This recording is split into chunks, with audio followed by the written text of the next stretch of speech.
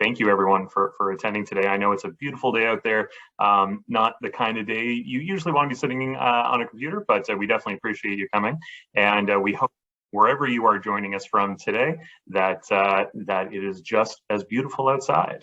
So with that, I think we are good to get started. So let me good. Let me close this here. Hello, everyone. So for those of you who don't know me, my name is Jeremy Martel. I'm the Director of Communications with the Cape Breton Partnership. Thank you very much for joining us today. Before we get started and I hand it over to today's host, I'm going to give you a little technical briefing of the platform that we're using today. If you're not familiar with it, and I think quite a few of you are Thanks. Quite a few of you are probably familiar with this tool by now. We're using Zoom for this webinar today. What that means for a Zoom webinar is that we won't be able to see or hear you while we're doing our presentation today. The only people that can be seen or heard are those that are presenting. So if you need to get up, if you need to use the bathroom, if you need to grab a drink, or to enjoy your lunch, it's only 1 o'clock in the afternoon, please do so. Don't worry about it. We can't see or hear you. We won't so rudely interrupt anything that you're doing on your end of the computer. So thank you. On the bottom of the screen, you're going to see a Q&A tool. If you have any questions at all today for our panelists or for our host with the Cape Breton Partnership or Nova Scotia Community College, please let us know. We're happy to share whatever we can.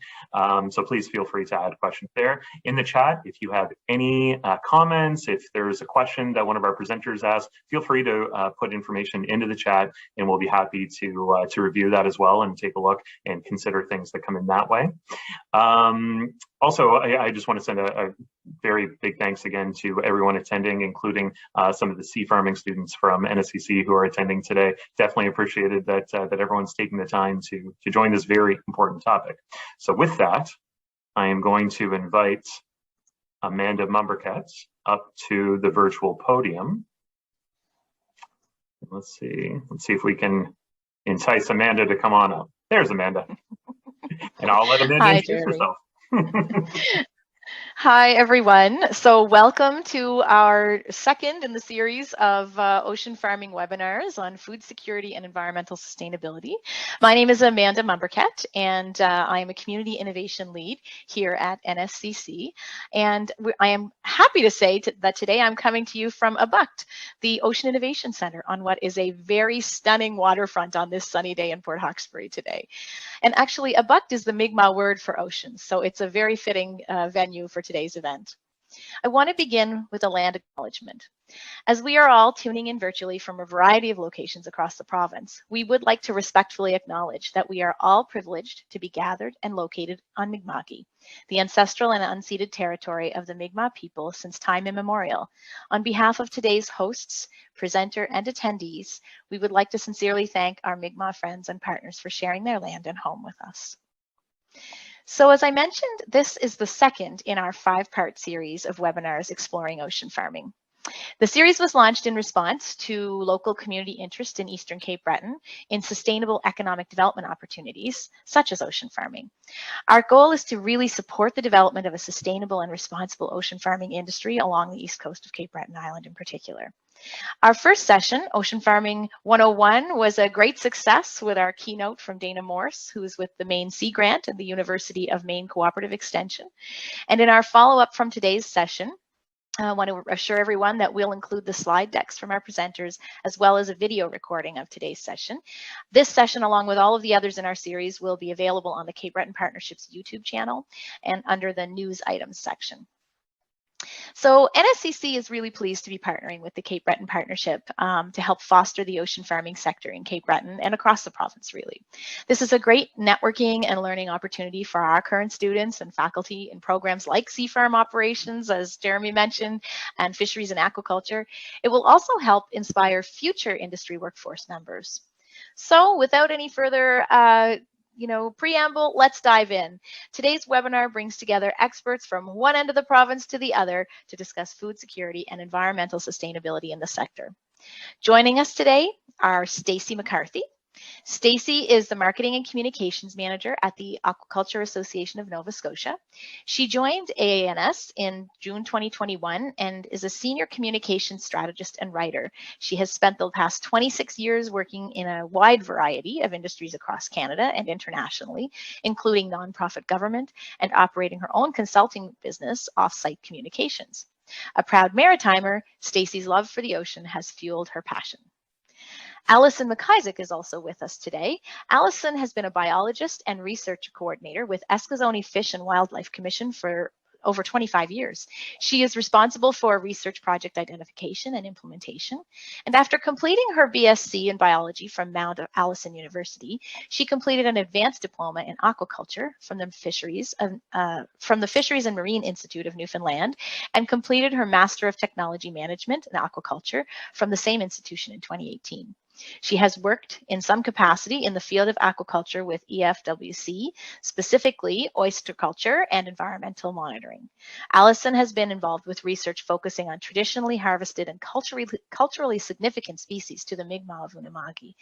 In addition to this research, she operates the oyster hatchery facility in Escazoni and lives in Dominion, Nova Scotia with her husband and 2 children. And last but definitely not least, Alicia Lake is with us today. Alicia is a lifelong resident of Cape Breton. She holds an MBA in Community Economic Development, as well as several undergraduate degrees from CBU. Alicia has a great deal of experience in community economic development, particularly in the areas of housing and the local food economy. She has articles published in Canadian and international journal on the role of cooperatives in local food, affordable housing, and in the economy. Alicia is currently the executive director of the Pan Cape Breton Food Hub. We'll start with Stacy, followed by Allison, and then Alicia. After they each share a bit of about their work and as it relates to food security and environmental sustainability, then we'll move into our moderated question and answer session. We encourage you to ask lots of questions. I know, so at this point now, I'll introduce Stacy Mccarthy, Marketing and Communications Manager of the Aquaculture Association of Nova Scotia. So over to you, Stacy.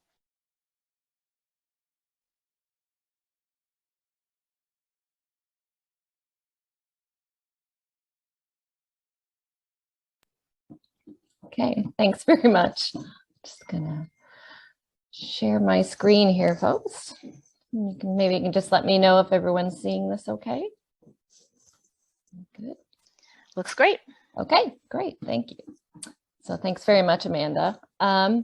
So as Amanda mentioned, I work with the Aquaculture Association of Nova Scotia, and what I wanted to start with is things you might not know about aquaculture for those of you joining us. So the aquaculture is the farming of finfish, shellfish, and marine plants in fresh and salt water. And in Nova Scotia, those species include salmon, trout, striped bass, mussels, clams, quahogs, and a variety of sea plants like sugar kelp.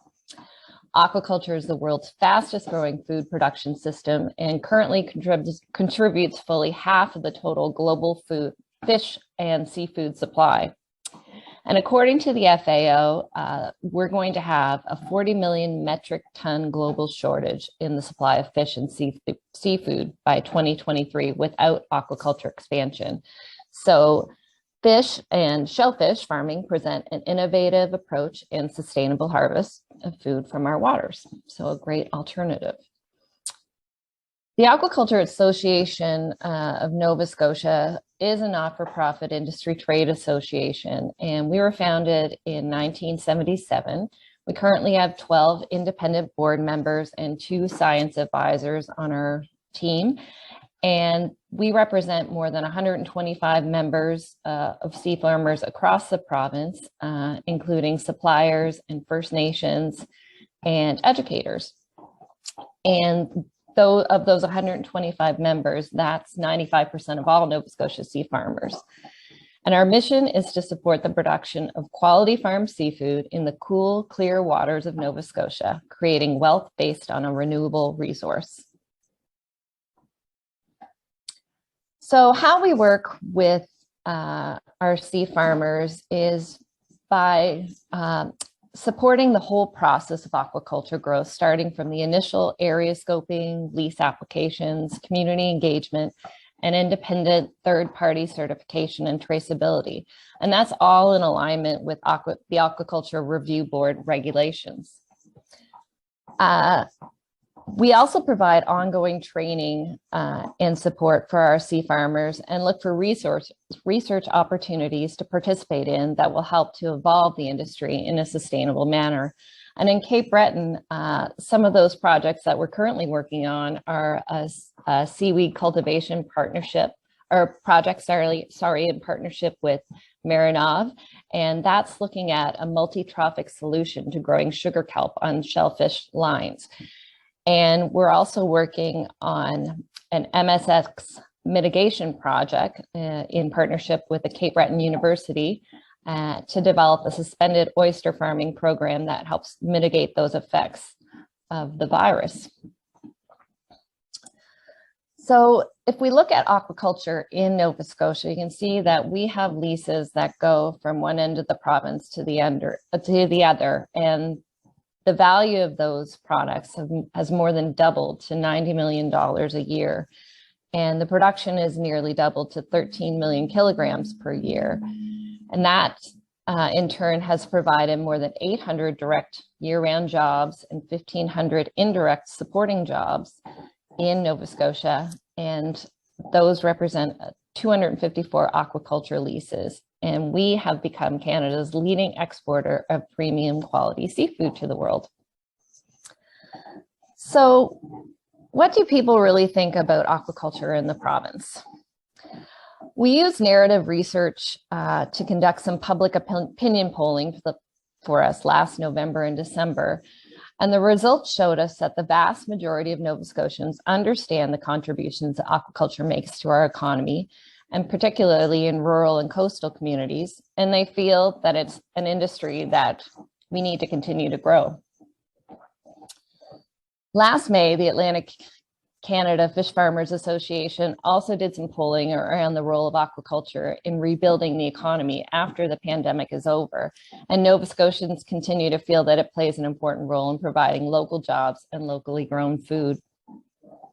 And 94% of Nova Scotians feel it's important to buy locally grown food, and that sustainably produced aquaculture is a solution to food security in the province. So for those that question the sustainability of aquaculture, Nova Scotia's industry is governed by some of the most stringent regulations in the world that are based on rigorous science-based technical reviews and analysis. It's also an industry that is using technology to constantly improve. And that technology includes things like analytics software, network sensors, and gene editing. And that's helped boost productivity and efficiency and lessen the impact on the environment. And as an example, Cook Aquaculture uses their technology center in Bridgewater to automate the feeding at their salmon farms, where they can monitor the fish while they are eating. And that dramatically cuts down on food waste and ensures the surplus does not end up on the ocean floor. And there's a little video that's showing the feeding happening. At Dion Oyster Company in Argyle, they use an innovative off-grid solar-powered processing barge and bacteria-killing LED lights and hydraulic equipment to ensure that the sustainability of their operation. And many of our suppliers are using their technologies to ensure the health of the fish and finding ways to reduce feeding costs and energy consumption. And so companies like Innovasea are doing that right here in Nova Scotia.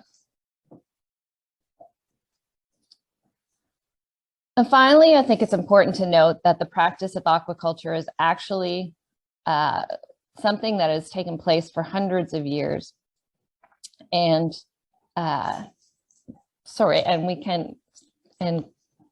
shows that we can coexist with other fisheries, including the Nova Scotia lobster fishery, and that marine stocks it's a way to revive marine stocks that are fully exploited or overfished.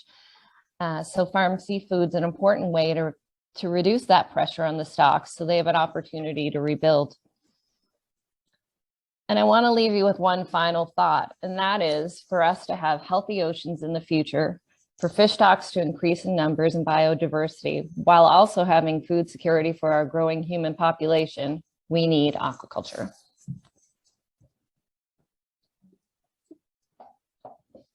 Thank you very much for your presentation. We're going to go now over to Allison. So Allison, you're on. Thanks very much. I'm going to share my screen and hopefully share the correct one. So my name is Allison Mcizek, as Amanda indicated before, and thanks to the Cape Breton Partnership and NSCC for inviting us today. And I'm going to begin my presentation by just giving a short background about Eskasoni Fish and Wildlife and the work that we've been doing over the past 30 years. And hold on. Okay, so Eskasoni Fish and Wildlife is a Mi'kmaq organization that is located in Eskasoni First Nation, which is one of the 5 First Nations bands located in Unama'ki, or present-day Cape Breton. Eskasoni Fish and Wildlife was established in the early to take care of food social ceremonial fisheries and also conduct research and development on oyster farming. EFWC is committed to ensuring that there's a strong, healthy food fishery for members of the Eskasoni First Nation for generations to come. This includes ensuring that the habitat in which these species live is protected and preserved by engaging in the coordination of restoration and enhancement activities and restocking biomass of species such as oysters through hatchery and wild sect collection. Eskasoni Fish and Wildlife strives to engage in both the fisheries management and the assessment of FSC species, ecosystem management by looking out for the best interests of our native species and conducting research that is interconnected within a two-eyed seeing approach, which refers to combining the best of Western science and traditional Mi'kmaq knowledge. And we try to do that throughout our operations. We collaborate with a number of government agencies, non-government organizations, academic institutions. And when we engage in such collaborations, we try to work under the premise that we all follow a certain set of principles, which means that we approach our work with a two-eyed seeing approach, build meaningful, respectful, and reciprocal relationships, and acknowledge the rights and obligations that we all have.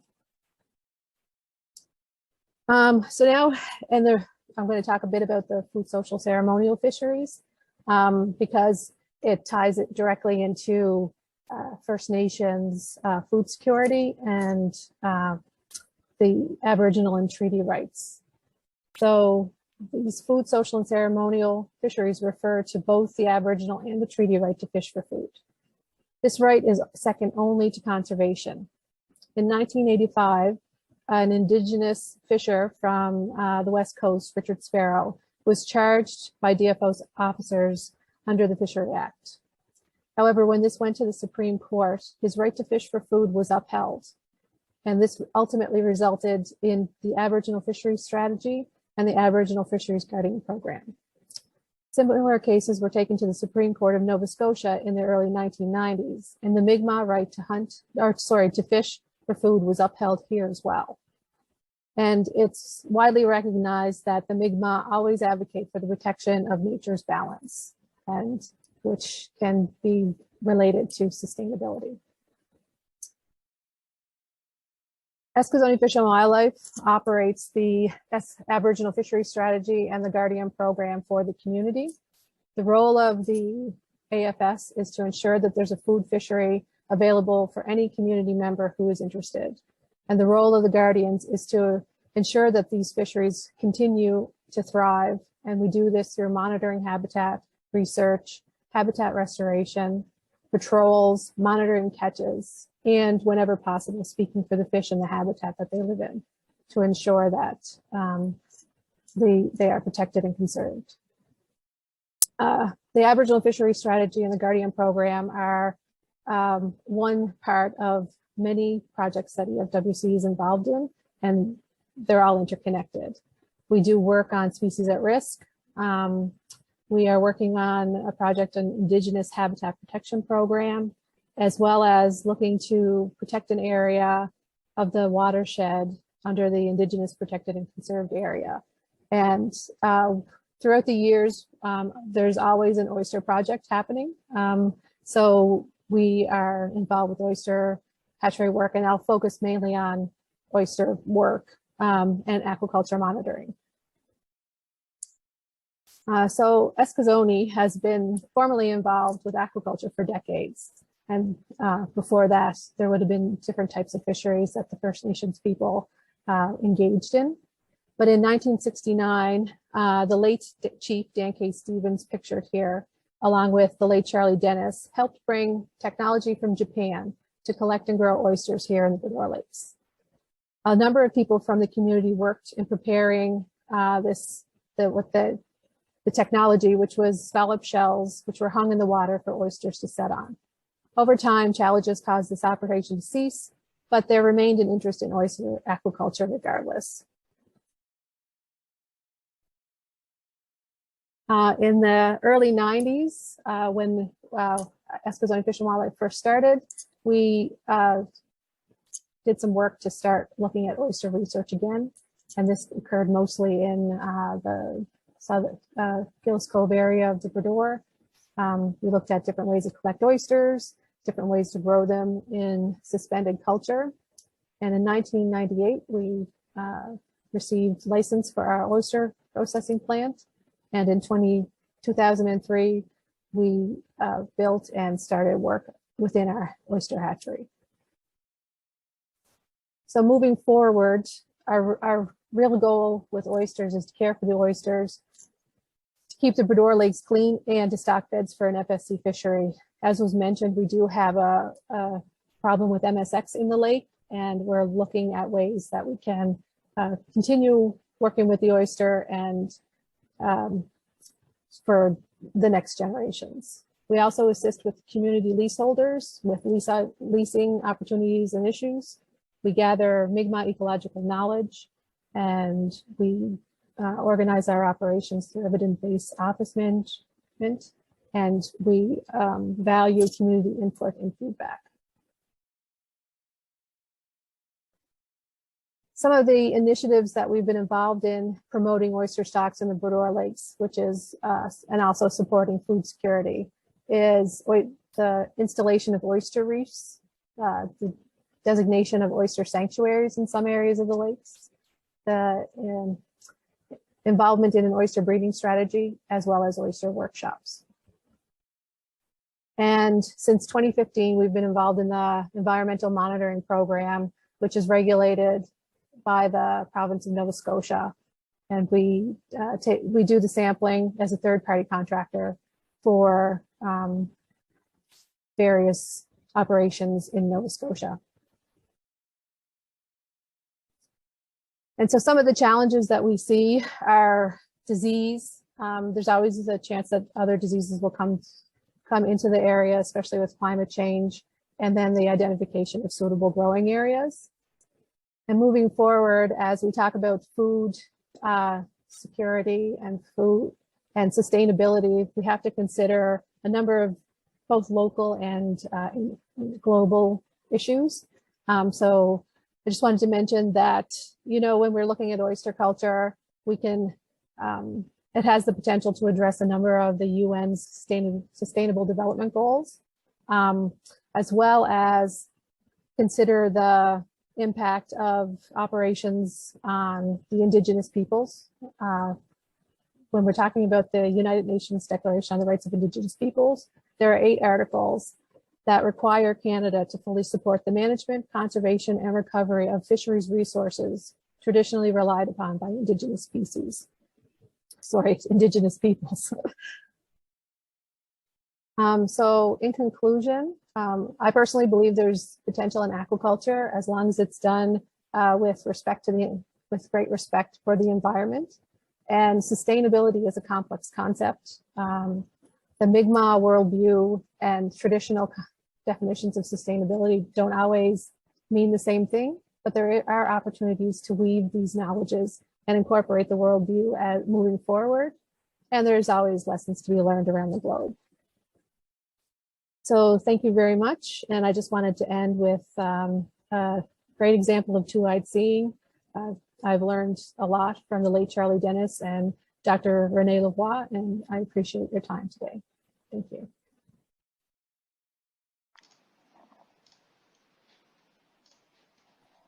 Thanks so much, Allison. That's a, who knew? That's information is amazing about how it all started in terms of aquaculture work in Eskazoni. So thank you for sharing that story with us. So I think now we'll move on to our next panelist. It's Alicia Lake. So Alicia, over to you.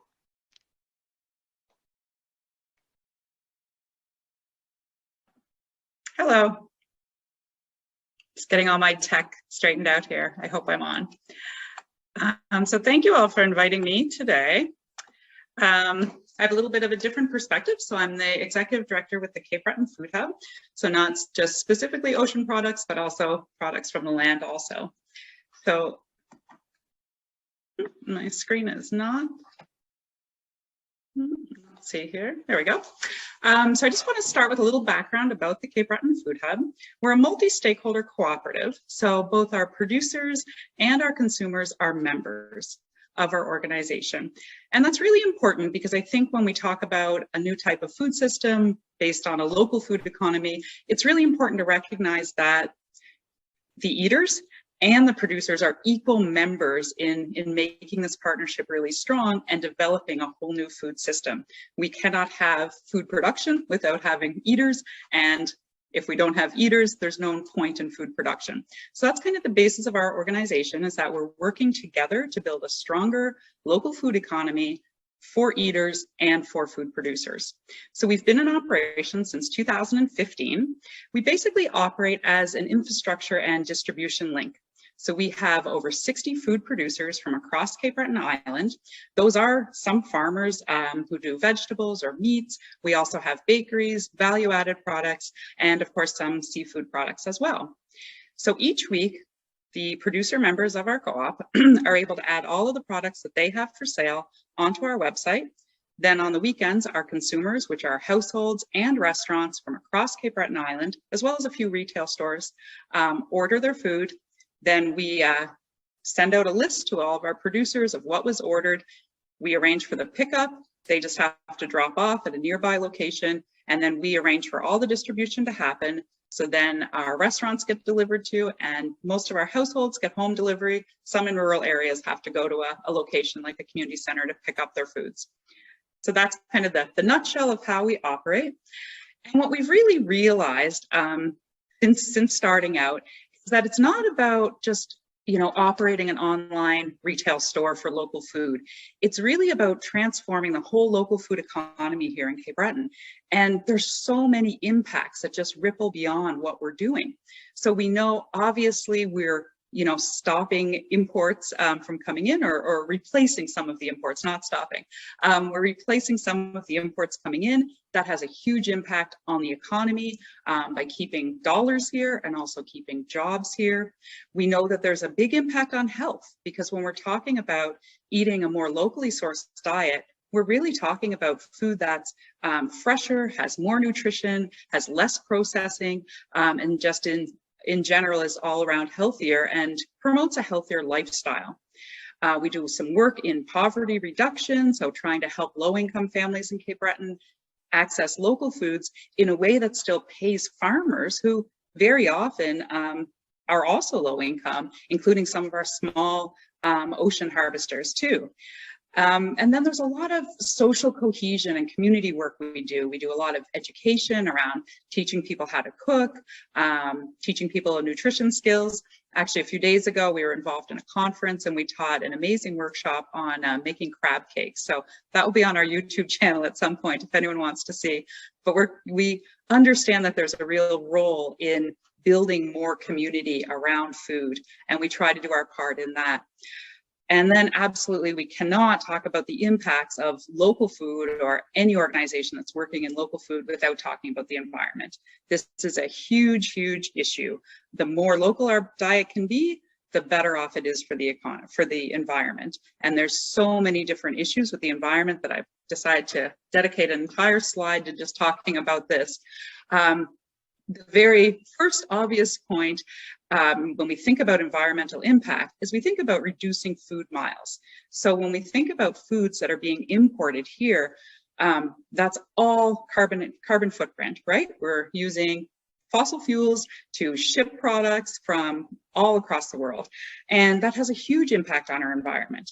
And one of the ways that we can combat that is, 3 times a day, we have a chance to put food in our mouths from here that reduces that fossil fuel contribution, reduces that carbon footprint, and reduces those food miles. And it's extremely, extremely important that we think about that in all the foods that we eat. There's really, I think, so much variety of food here that, with a few exceptions, we really don't need to be importing food from around the world. We have a huge variety here, particularly in seafood, but also in vegetables, in meat. What we need really is right here. And sometimes it just comes down to thinking about your diet from a bigger picture environmental lens and saying, you know what, we need to eat seasonally and eat what's in season now and put some things aside. And, all of us mostly have, frozen fish in our freezers and frozen tomatoes and things like that. And that's really, really an important point. I won't talk about this all day, I'm sorry. So another really important aspect when I think about the environment and local food is increasing our food sovereignty, which means that we need to get to a point that our region can support itself, no matter what happens in the world. When we see climate change impacting places like California that used to be huge producers of food, they have droughts that now go on for years. That really makes us vulnerable to, a lack of food supply. We saw this during the pandemic, not because of the environment, but because of supply chain distribution issues or disruption issues. So part of having a local food economy is really about having resilience as a community, that we can support ourselves and we can take care of ourselves no matter what happens with, climate change or the next pandemic or whatever that issue is. We need to be resilient. We need to be able to rely on ourselves. Also, when we think about a locally sourced diet, we're really talking about supporting some more sustainable farming and fishing, because honestly, we have no idea what the practices are that when we bring food in from around the world. Like, it's almost impossible for us to know what went into farming that, what went into fishing that. We really don't know, but we can trust here in Nova Scotia, we can trust in our government partners, in organizations like Allison's and Stacy's, that there is oversight, that we know that nobody's doing anything that's going to be, completely out of realm of what we would find acceptable. We don't know that when we're bringing food in from other areas. So I think that's really important, because it allows us to control what we want to see happen to the environment here on our terms, and to be able to have that transparency so that we know how this food's being produced. Another point I want to touch on is in reducing food waste and packaging. So I know this is huge in the seafood industry. I had a lot of talks with a company a few years ago that was trying to design a way to ship lobsters so they were standing up with their little claws free so that they didn't get crushed during transport. And I think that's interesting, thinking about it from an export perspective, but what about from the import perspective? So vegetables are a great example of this. We're bringing in vegetables from Mexico or from Spain. There's a tremendous amount of wasted food that happens just from shipping all this food around the world.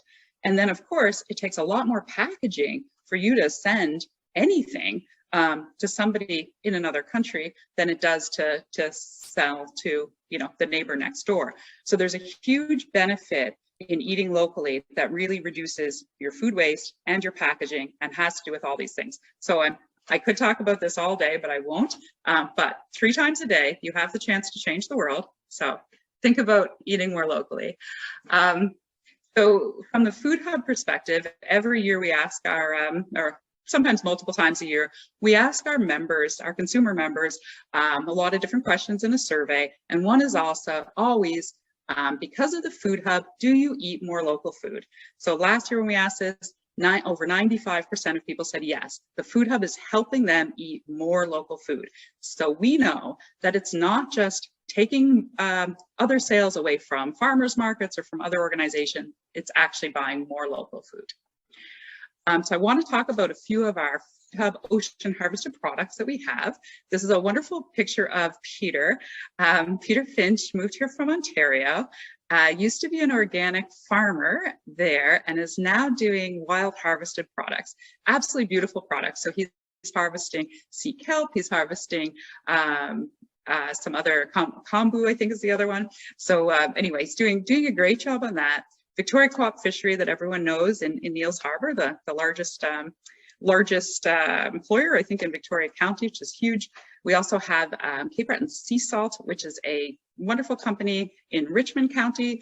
They are wild harvesting fresh Cape Breton sea salt from Point Michaud Beach area, and just amazing, amazing, beautiful product, has so much potential.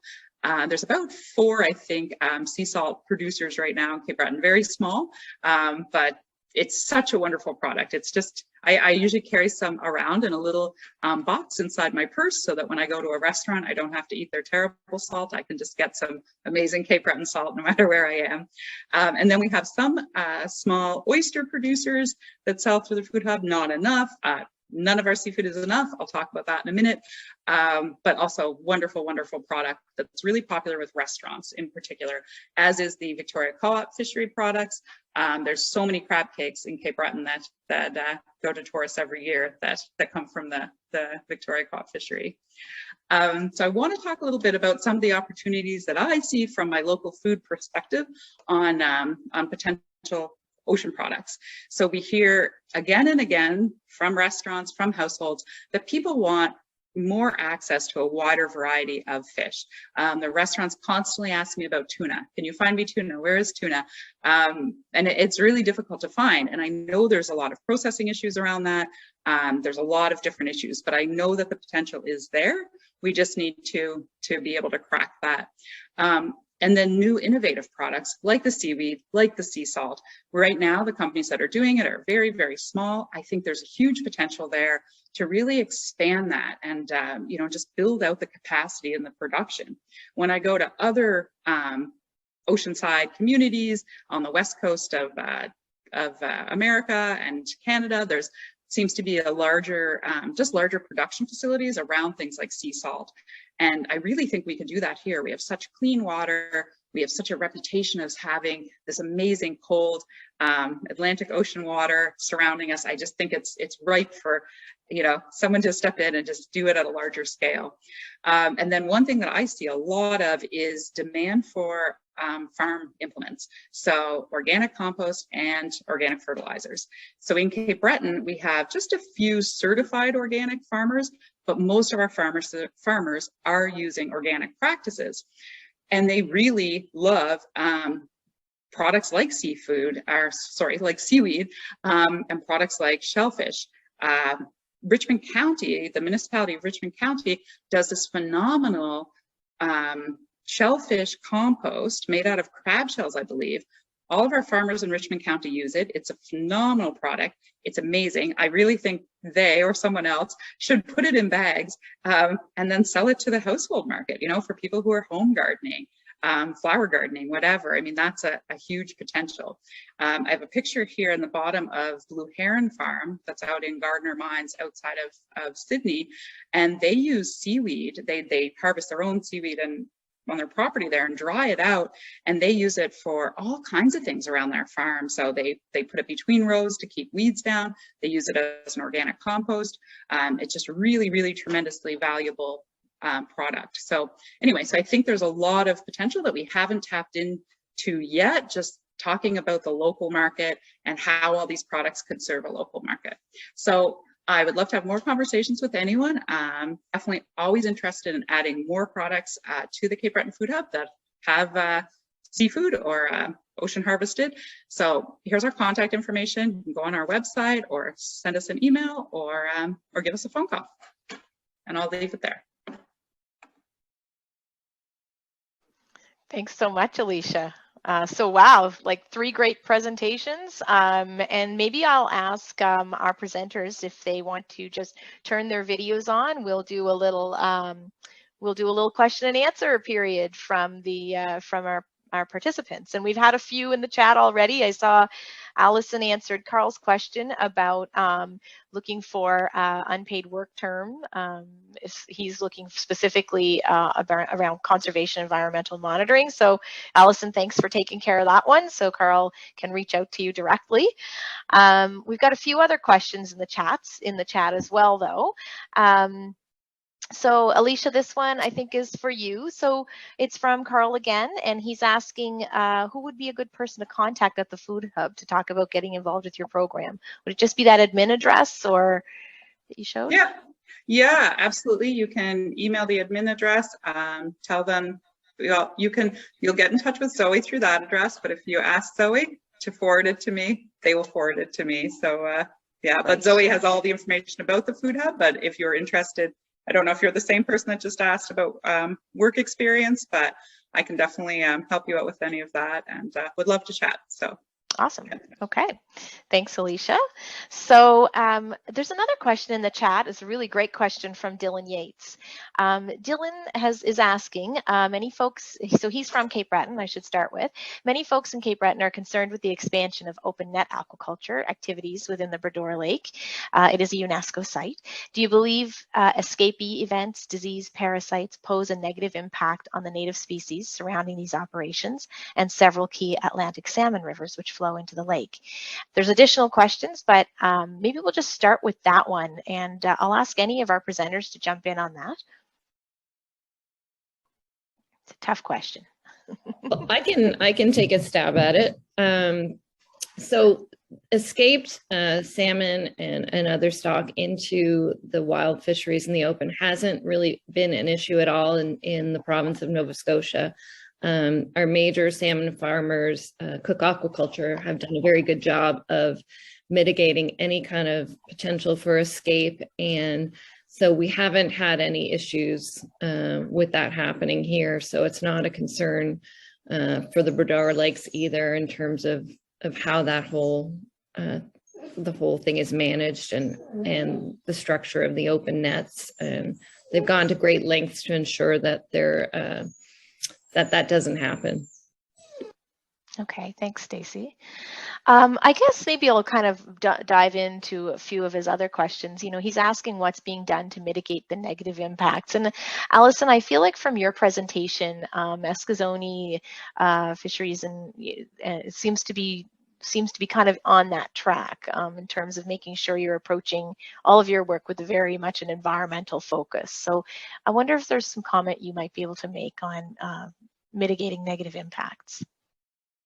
Yeah, and so thanks. I think the most important thing is to be aware of what's going on. A lot of times, I know with the MSX disease in oysters, it was kind of an after the fact approach, and you know, climate change is causing issues. Waters are starting to increase in temperature. There's changes just overall, and I think being aware of those, I guess, potential negative impacts, like what diseases could be coming up the pipe next, and start monitoring for those and doing invasive species. You know, they have DFO works with communities to monitor for invasive species so that it's not, the issue doesn't get so far at hand that you can't mitigate, although it's, you know, it is an aquatic environment. So mitigation sometimes isn't necessarily an option. You have to look at other options, but I think being aware of what's happening and realistically, we're in a different, it's not perfect, but we're in a different space than we were 30 years ago when we started, you know, in terms of regulations on aquaculture, in terms of,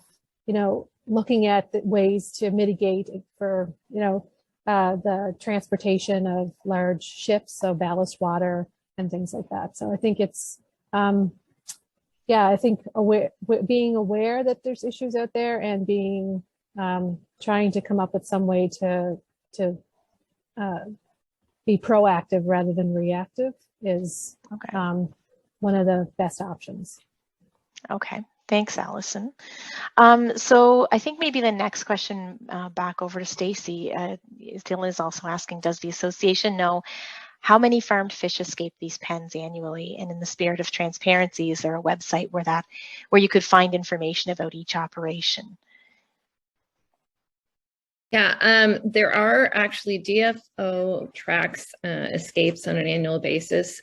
Each farmer is required by law to report any escapes that they have. And I'm just going to share a link in the chat here with where DFO records those.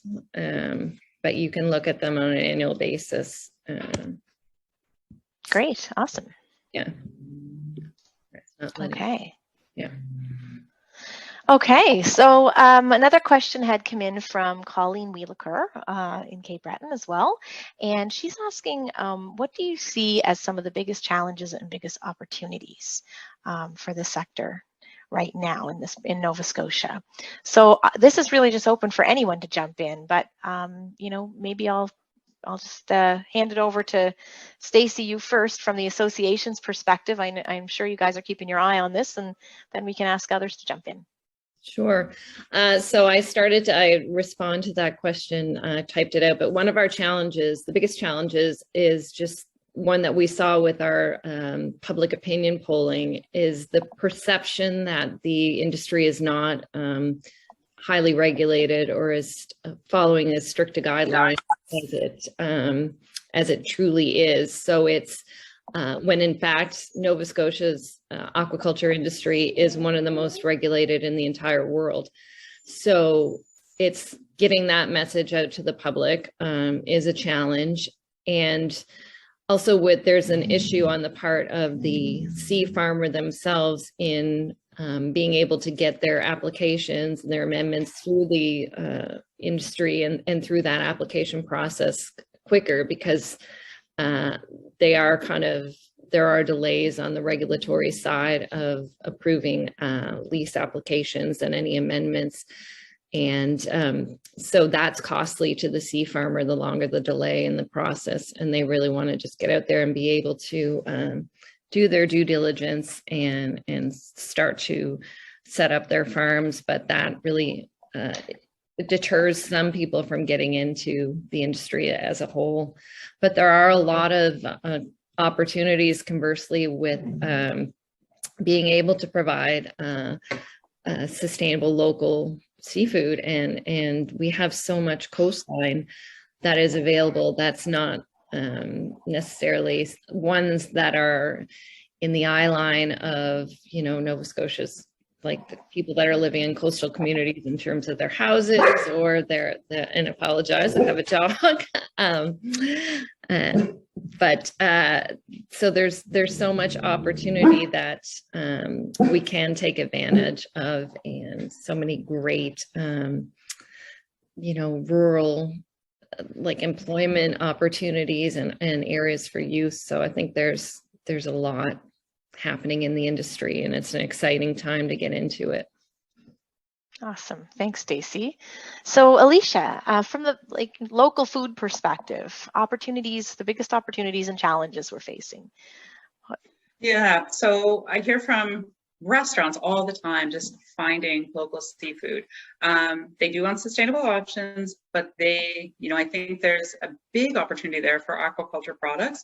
But I think it needs to be, one of the challenges is that a lot of our fisheries tend to be really large scale. So looking at, large buyers.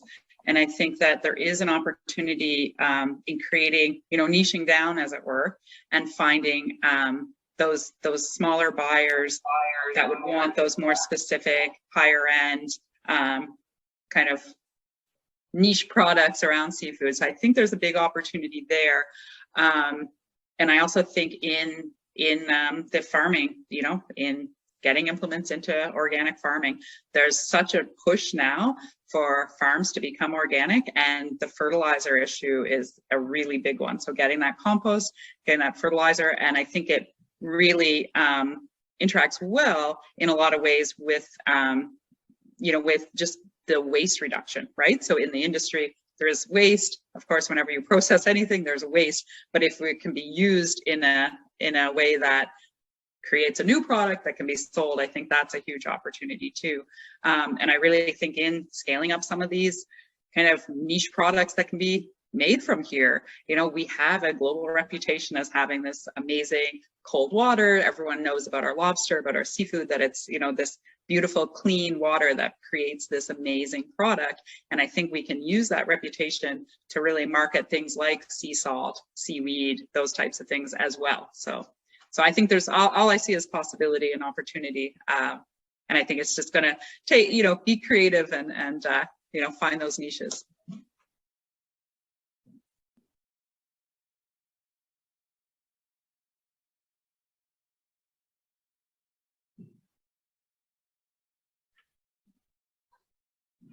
So Amanda, I think you're muted. Thank you, Jeremy. There you go. I'm talking away. So I was just going to ask Allison to chime in on that question too, around what you see as the biggest challenges and opportunities from your perspective. Yeah, I mean, I don't know if I have too much more to add. There is you know, the leasing aspect of it is difficult, and the one of the things I guess I would say, not necessarily a challenge, but an opportunity to connect with First Nations communities, is if people are looking at areas where they want to lease, then they should connect with the communities early and identify potential areas so that they might need to address before they move forward with their lease. For example, if you're working on if you're looking at suspended oyster aquaculture, then this could be a potential conflict with traditional food fishery of eels. So especially through the winter months when people fish through the ice. Not that there's a ton of ice around here, but there is other ice somewhere in Nova Scotia, I'm sure. So this is a traditional fishery, and it's under the Aboriginal and treaty right to fish. And so it might be as simple as moving an oyster lease into just a little bit further offshore, so that that people still have access to the site. And so, you know, just things like that to consider. And it's always better to engage early. And like I said, try to build that relationship before moving forward. And I think that would help some of the challenges that might come with leasing. Right. Thanks, Allison. Great points. I'm just checking in our chat here too, and we have another question from Bruce Hatcher. So he starts by saying, thank you for the presentations. If aquaculture sustainability is measured in part by the local connection, then what is the proportion of cultivated marine products in Nova Scotia that are consumed within the communities of culture or the province? He's noting that he has a feeling that the vast majority of cultivated seafood leaves our communities to distant consumers. So should we be factoring the carbon costs of export when we're assessing operational and ecological sustainability? I'm sure, Alicia, you have a few thoughts on that, but jump in, anyone, to answer. Yeah, I think it's true. I don't want to speak specifically to this industry, but I think that that for a lot of years we've really focused on export markets. But the truth is, at the end of the day, that we have, you know, 1 million people in Nova Scotia that need to eat every day, at least once, usually 3 times. So I think that is a big opportunity for us. And I think it is really important that we think about, you know, the carbon footprint, not only in the food that we import, but also in the food that we export. And again, you know, in any system, you have 2 sides. I don't think that was me. No, it was sorry. It was you, okay. You know, so there is always those 2 sides. And I always think about it, you know, from an economic perspective also, right, is that if we're trying to build a stronger economy, we can, you know, bring more money in, or we can stop sending more money out. And I think like there's a connection there with the environment too, right? How do we have better environmental impacts? And I think that's also connected. So So great question, but very complicated answer. All right, so I'm just checking in on our questions. There is another question from Dylan. So he's asking, can you chat about the pros and cons of open net pen versus land-based? And how many land-based operations are there currently in Nova Scotia, if we have that answer? I can probably take that one. I don't have the exact number in front of me of land-based versus open net. I know we have 46 in total salmon farms. It's a really tough question to actually answer because there are pros and cons to both open net in the water and on land. And so it's still, I guess we still are constantly researching at the Aquaculture Association, kind of if there's one practice that's better than the other.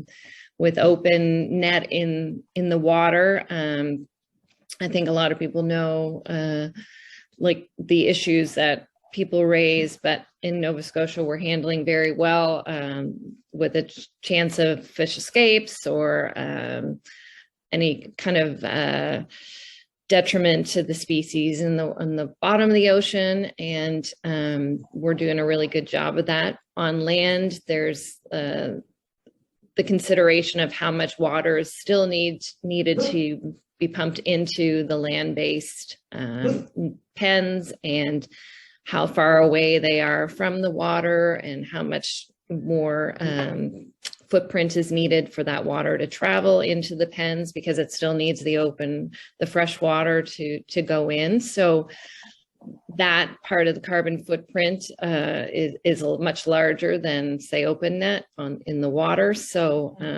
it's kind of a tricky topic. So I don't know if we can recommend at this point one versus the other. Okay, thank you very much, Stacy. I'm checking in our chat. I don't know if I see a question in here from Anthony Mazaka. He's asking, are we tracking relative abundances of fish species in the Fedora lakes to monitor for potential shift in dominance before and after the expansion of rainbow trout pens? I'm not sure if anyone on the panel here would have the answer to that question, Anthony, but I'll just leave it open for a minute. I'm not seeing anybody putting their hand up. I'm not sure we have a person who would kind of have that overall view of the Fedora Lake specifically, but a great question nonetheless. Claude Gora is asking, regarding sustainable year-round availability of food, are there existing vertical farming facilities or initiatives currently in Cape Breton? And so currently there are some that are in the works that are being talked about, but I think they're still in the works. So so again, that's maybe down the road a little bit, but there's some other really interesting projects happening.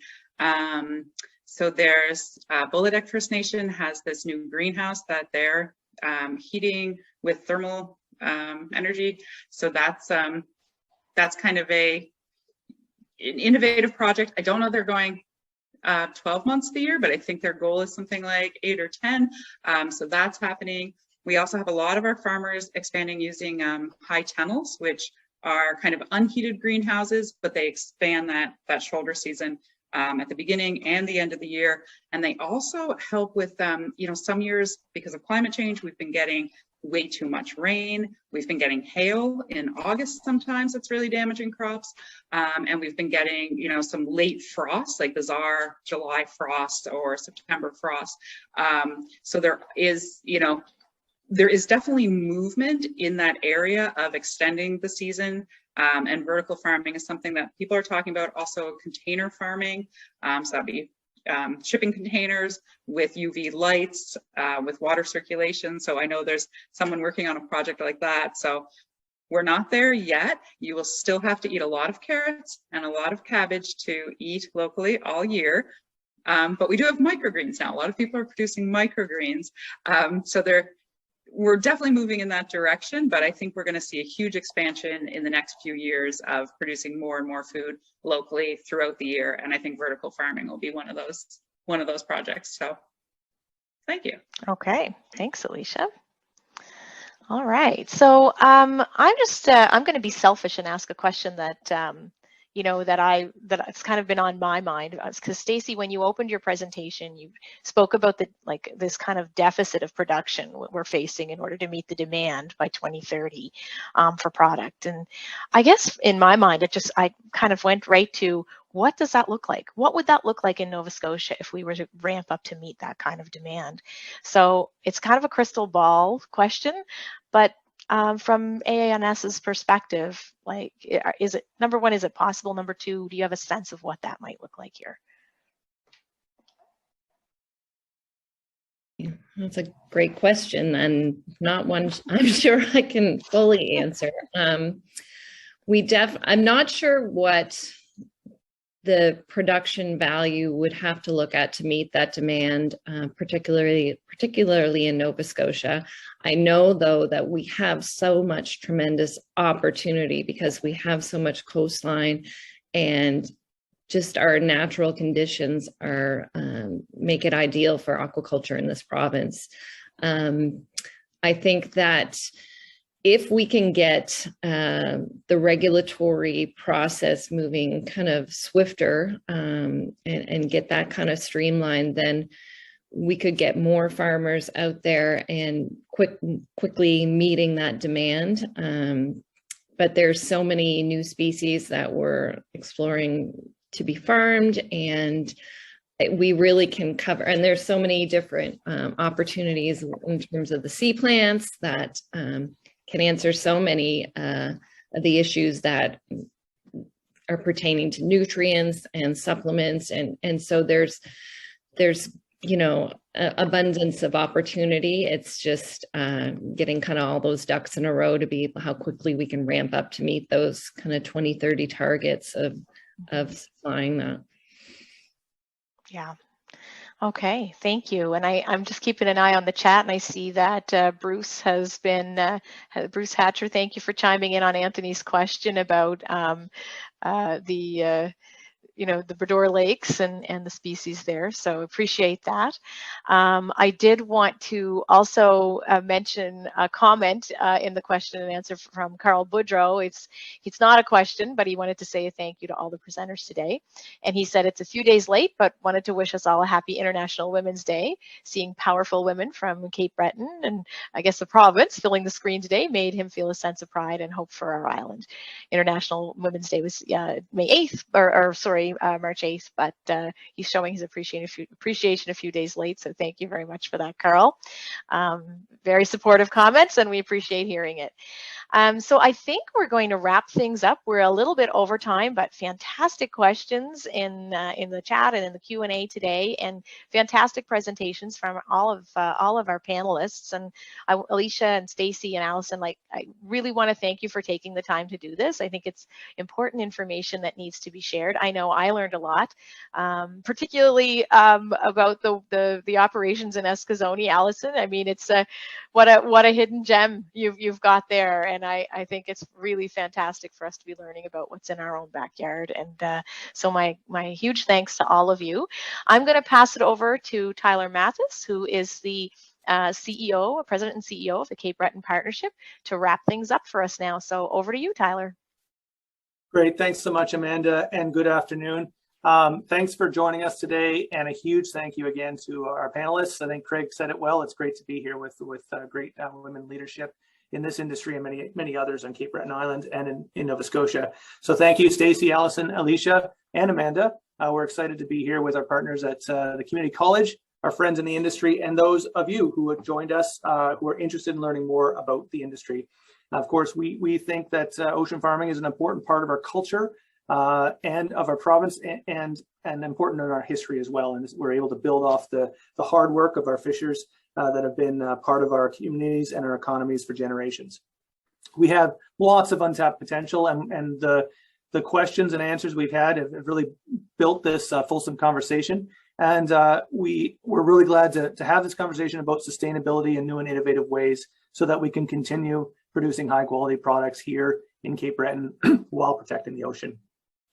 I'd like to give a special thank you to our partners and friends in the communities of Membertou, Eskazoni, Wagmatcook, and Wagogama, municipalities of the counties of Richmond, Inverness, Victoria, Cape Breton Regional Municipality, and the town of Port Hawkesbury. These partnerships, along with the province of Nova Scotia, allows us to put on these important conversations. And this series on sea farming aims to promote economic and business development in this industry across Cape Breton, Unama'ki. I'd also like to put a thank you out to the investors, the staff, and the private sector board members of the Cape Breton Partnership who also contribute to this effort. Upcoming sessions, we hope that you'll stay tuned for that and see them in your inbox or on social media. We look forward to talking about pathways to entry and regulations, innovation and readiness, and quality and capacity. And those dates and times will be forthcoming soon. Thanks again. I really appreciate you being here. And thanks again to our panelists for bringing this information and this great conversation.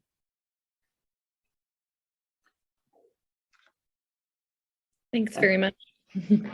Okay. Thank you, Have a great everyone, day. for having me in. Bye, everyone. Bye.